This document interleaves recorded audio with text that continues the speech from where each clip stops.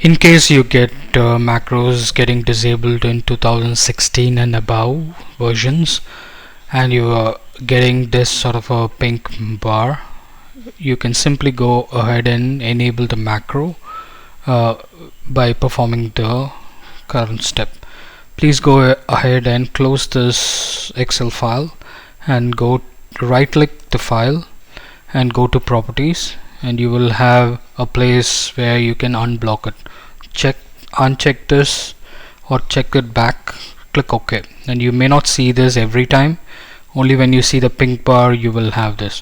Once you finish this, you can simply enable the macro as usual, like here, and start using the file.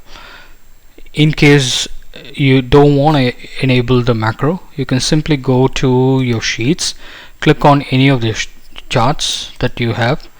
As long as it's a pivot chart, you can see pivot chart analyze, and click on refresh and click refresh all.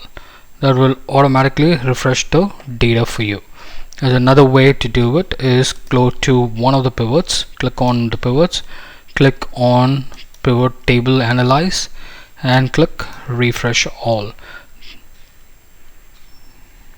If you still have problems, please contact me on premium_excel@outlook.com or drop a note. Thank you very much.